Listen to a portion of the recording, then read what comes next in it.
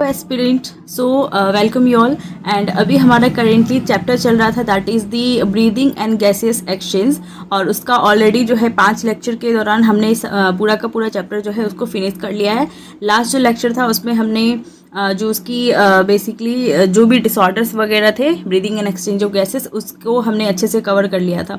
तो आप सारे लेक्चर्स जो है उसको पहले अटेंड कर लीजिए और आज की जो क्लास है वो body fluids and circulation start हो रहा है और आज की क्लास में बेसिक इंट्रोडक्शन जो है बॉडी फ्लूइड्स जो है उसके बारे में ही हम डिस्कस करने वाले हैं। उसके बाद इसमें भी 2-4 लेक्चर लगेंगे, उसके बाद ये चैप्टर भी फिनिश होगा।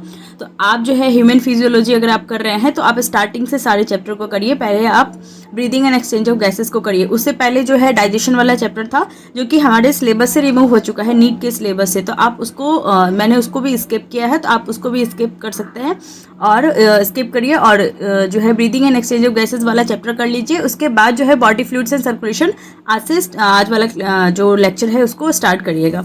तो सबसे पहले हम आज की क्लास जो है उसको स्टार्ट करते हैं फ्रॉम द वेरी बेसिक हमारी टॉपिक्स जो है उसको हम कवर करने वाले हैं आज की क्लास में। तो बॉडी फ्लूइड्स और सर्कुलेशन, जो भी बॉडी की फ्लूइड्स है और उसकी कैसी सर्कुलेशन होती है उसके बारे में ही हम इस चैप्टर में पूरा का पूरा पढ़ने वाले हैं। तो सबसे पहले हम देखते हैं कि हमारी जो ब्लड की स्टडी होती है उसको हम कहते क्या है। तो ब्लड की जो स्टडी होती है उसको कहते हैं हीमेटोलॉजी।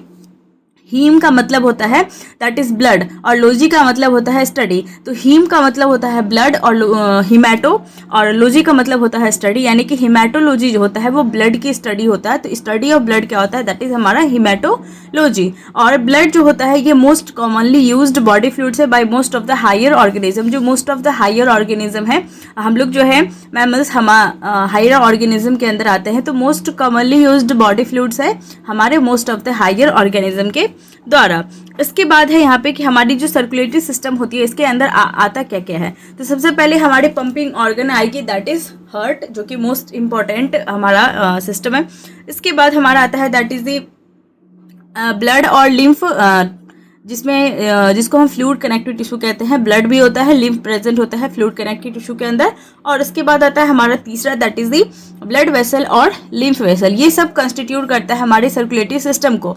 ब्लड वेसल जैसे कि वेन्स, कैपिलरीज और आर्टरीज जो होते हैं ये सारे ब्लड वेसल्स होते हैं और लिम्फ वेसल्स भी होता है। ठीक है, तो ये सारी चीज़ें हमारे सर्कुलेटरी सिस्टम के अंदर आती है जिसको हमें बारीकी से पढ़ना है। सबसे पहले हम ब्लड की कंपोजिशन की अगर हम बात कर ले तो ब्लड में हमारा क्या क्या प्रेजेंट होता है। तो ब्लड हमारा कंसिस्ट करेगा प्लाज्मा से और फॉर्म्ड एलिमेंट से। जो हमारा प्लाज्मा होता है ब्लड के अंदर वो 55% होता है और जो फॉर्म्ड एलिमेंट्स होता है हमारा वो 45% होता है। फॉर्म्ड एलिमेंट्स इसलिए क्योंकि वो किसी न किसी चीज़ से फॉर्म होता है, इसलिए उसको हम फॉर्म्ड एलिमेंट्स कह रहे हैं यहाँ पे। मतलब कहीं ना कहीं से वो ऑरिजिनेट होता है, उसकी फॉर्मेशन होती है कहीं ना कहीं, तो इसलिए उसको हम फॉर्म्ड एलिमेंट्स कहते हैं। और प्लाज्मा जो होता है वो 55% होगा।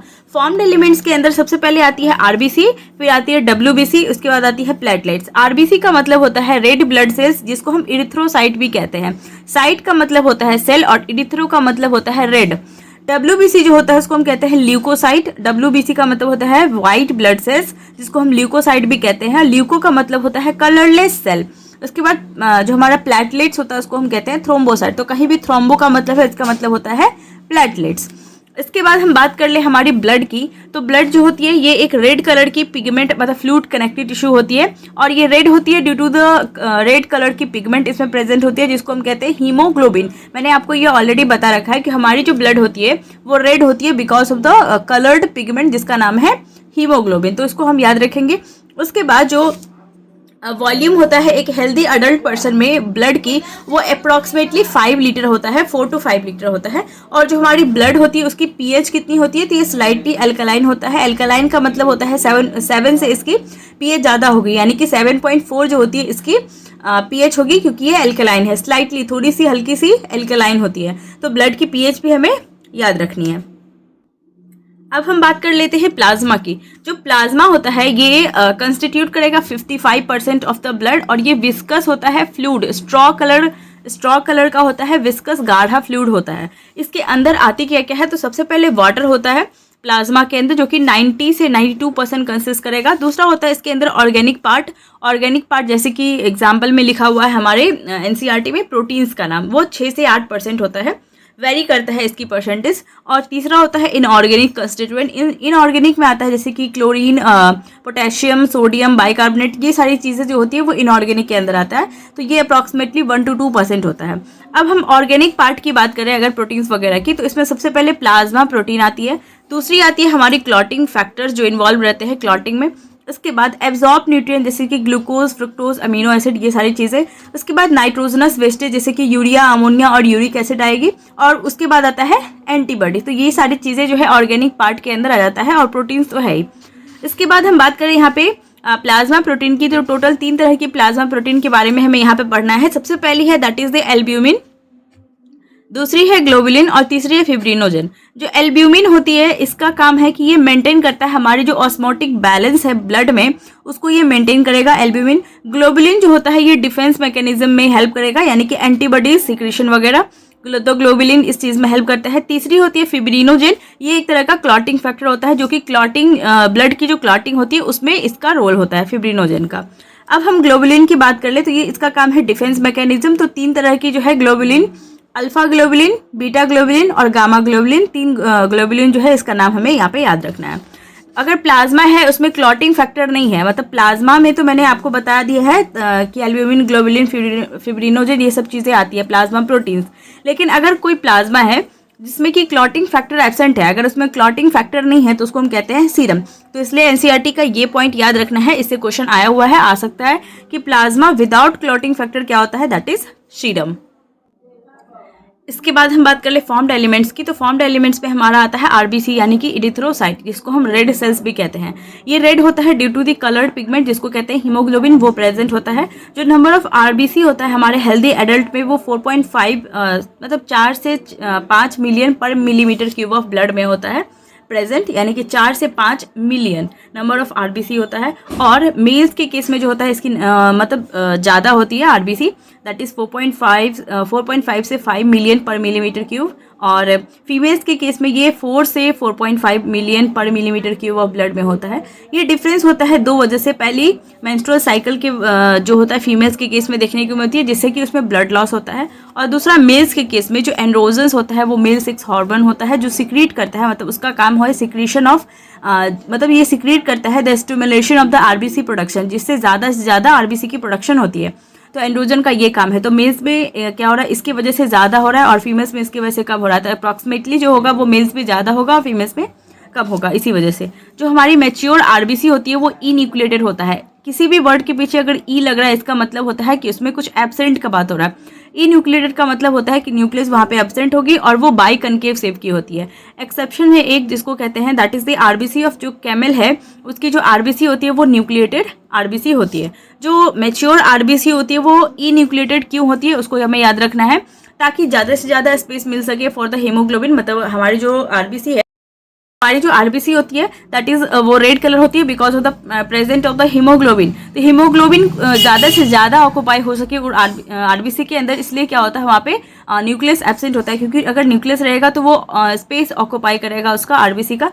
तो हीमोग्लोबिन ज़्यादा से ज़्यादा एडजस्ट हो सके, इसलिए जो होता है आरबीसी जो होती है उसके अंदर न्यूक्लियस एब्सेंट होती है। दूसरी, ये ऑक्सीजन जो यूटिलाइजेशन हो रही है, मतलब ट्रांसपोर्ट, जब ऑक्सीजन की ट्रांसपोर्ट होती है ब्लड के द्वारा, तो बहुत ही कम ऑक्सीजन की यूटिलाइजेशन भी करता है, क्योंकि यहाँ पे न्यूक्लियस एब्सेंट है। और न्यूक्लियस एब्सेंट है, एक ऑर्गेनल ही हमारा एब्सेंट है, तो क्या होगा वहाँ पे जो ऑक्सीजन की यूटिलाइजेशन होगी वो भी कम होगी, तो वो भी हमारे लिए क्या होगा, बेनिफिशियल होगा। इसलिए क्या होता है कि मैच्योर आरबीसी क्या होती है, इन्यूक्लिएटेड होती है, यानी कि न्यूक्लियस एब्सेंट होता है। यहाँ पे मेटाबॉलिज्म और एनएरोबिक रेस्पिरेशन जो होती है वो भी हमें देखने को मिलता है, तो ये भी हमें याद रखना है आरबीसी में। अब हम स्ट्रक्चर ऑफ हीमोग्लोबिन की बात कर ले, तो हमारा हीमोग्लोबिन में आता है एक हीम पार्ट, दूसरा आता है ग्लोबिन पार्ट।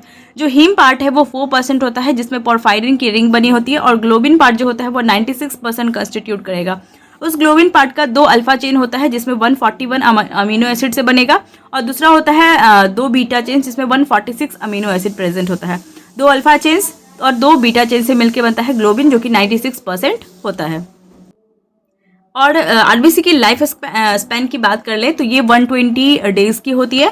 आरबीसी की फॉर्मेशन जो होती है वो कहाँ कहाँ देखने को मिलती है, अगर हम फीटस की बात कर ले तो सबसे पहले उसमें आरबीसी की फॉर्मेशन होती है यॉर्क सैक में। उसके बाद होती है लीवर और स्प्लीन में, जैसे जैसे वो मतलब डेवलप होता है। उसके बाद जो है रेड बोन मैरो जो होती है हमारे लॉन्ग बोन्स की जो एपीफाइसिस वाली जगह होती है, वहाँ पे क्या होता है रेड बोन मैरो में जो है मोर प्रोडक्शन ऑफ आरबीसी होने लगती है। एडल्ट्स के केस में जो होती है एपिफाइसिस जो होती है लॉन्ग बोन्स की, वहाँ पे रेड बोन मैरो, वहाँ पे जो है आरबीसी की फॉर्मेशन देखने को मिलती है। लेकिन फीटस में सबसे पहले योक सैक में, फिर लीवर और स्प्लीन में, उसके बाद आता है रेड बोन मैरो। स्प्लीन जो होता है ये ग्रेवयार्ड होता है आरबीसी, यहाँ पे जाके आरबीसी जो होता है डिस्ट्रॉय होता है। तो और इसकी जो मेम्ब्रेन होती है, मतलब इसको हम कहते हैं आरबीसी की जो मेम्ब्रेन होती है, मतलब प्लाज्मा मेम्ब्रेन जो होती है आरबीसी की, उसको हम डोनेंस मेम्ब्रेन होता है। और डोनेंस मेम्ब्रेन का काम क्या है, ये प्रोवाइड करता है फ्लेक्सिबिलिटी हमारी आरबीसी को। एक हेल्दी पर्सन जो होता है इसमें 12 से 16 ग्राम ऑफ हीमोग्लोबिन होता है 100 ml ब्लड में। ये ऑलरेडी मैंने आपको पिछले चैप्टर में करवा रखा है कि एक हेल्दी जो पर्सन होता है उसमें 12 से 16 ग्राम ऑफ हीमोग्लोबिन होता है उसके 100 ml ऑफ ब्लड में। तो ये था हमारा बेसिक इंट्रोडक्शन वाला पार्ट, जिसमें हमने पूरा का पूरा आरबीसी कर लिया है। अब हमारा डब्ल्यूबीसी और हमारा प्लेटलेट्स वगैरह बचता है। उसके बाद क्लॉटिंग फैक्टर आएगा, फिर एबी मतलब उसके बाद ब्लड ग्रुपिंग वगैरह आएगा। तो बहुत सारे टॉपिक्स जो अभी बचे हुए हैं। ये फर्स्ट लेक्चर था, आप इसको अच्छे से देख लीजिए और इसके पिछले वाले चैप्टर भी आप इसको पूरा उनका पूरा कर लीजिए, जो कि 5 लेक्चर्स के दौरान कंप्लीट हुआ है। और सारे हैंड रिटन नोट्स के लिए आप इंस्टाग्राम, टेलीग्राम कहीं पे भी जुड़ जाइए, आपको मिल जाएगा। और तब तक के लिए stay tune, stay healthy and thank you.